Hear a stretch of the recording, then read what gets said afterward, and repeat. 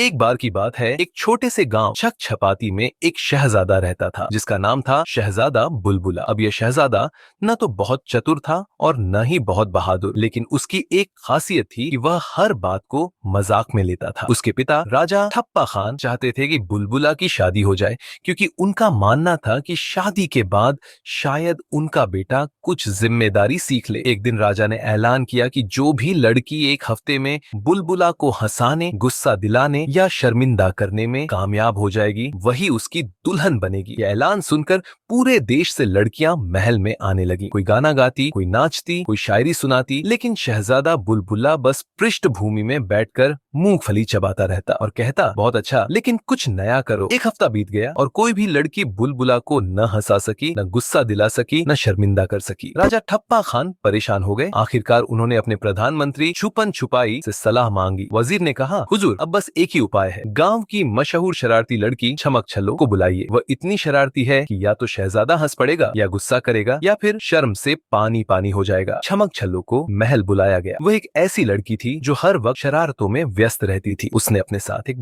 बड़ा सा थैला लाया जिसके बारे में किसी को नहीं पता था कि उसमें क्या है। जब वह शहजादे के सामने पेश हुई तो बुलबुला ने अपनी आदत के मुताबिक मूंगफली खाते हुए कहा, चलो, क्या नया दिखाओगी? छमक छल्लो ने मुस्कुराते हुए कहा, शहजादे, मैं आपको ऐसी सवारी पर ले जाऊंगी जो आप कभी नहीं भूलेंगे। शहजादा हंस पड़ा और बोला, सवारी? क्या तुम मुझे अपने घोड़े पर बिठाओगी? छमक छल्लो ने अपना थैला खोला और एक रस्सी निकाली, फिर कहा, घोड़ा नहीं शहजादे, आज आप गधे पर सवारी करेंगे। ये सुनकर पूरा दरबार हंस पड़ा, लेकिन शहजादा बुलबुला ने कंधे उचकाए और कहा, ठीक है, गधा ही सही, चलो देखते हैं तुम क्या करती हो। छमक छल्लो ने महल के बाहर एक गधे को तैयार किया, लेकिन यह कोई साधारण गधा नहीं था। इस गधे का नाम था रॉकेट राज और यह गांव का सबसे जिद्दी गधा था। इसकी खासियत ये थी कि यह कभी सीधा नहीं चलता था और हर 5 मिनट में या तो भाग पड़ता था या बैठ जाता था। छमक छल्लो ने शहजादे को गधे पर बिठाया और खुद रस्सी पकड़कर आगे चलने लगी। पूरा गांव ये तमाशा देखने के लिए इकट्ठा हो गया। शहजादा बुलबुला शुरू में बड़े मजे से बैठा था, लेकिन जैसे ही रॉकेट राज ने अपनी चाल दिखाई, वह अचानक एक तरफ झुक गया। शहजादा लड़खड़ा गया और गिरते गिरते बचा। लोग हंसते हंसते लोटपोट हो गए।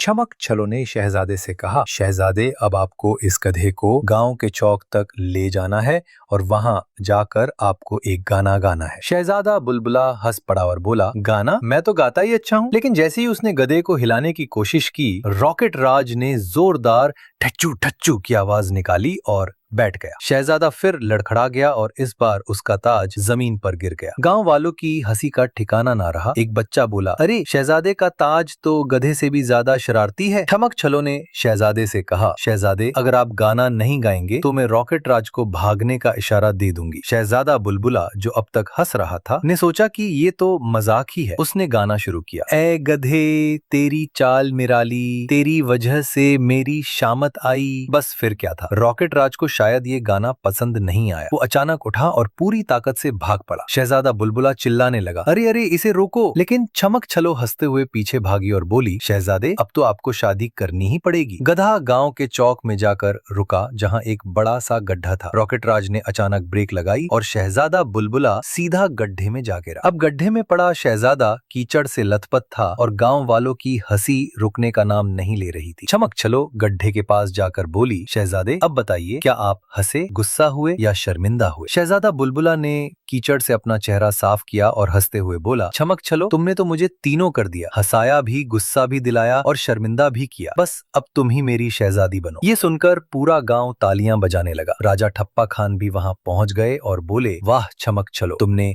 असंभव को संभव कर दिखाया। शहजादे की शादी छमक छल्लो से तय हो गई और रॉकेट राज को महल का सम्मानित गधा का खिताब दिया गया। शादी के दिन रॉकेट राज ने फिर एक बार भागकर सबको हंसाया, लेकिन इस बार शहजादा बुलबुला तैयार था और उसने गधे को संभाल लिया और फिर वे सब खुशी खुशी रहने लगे।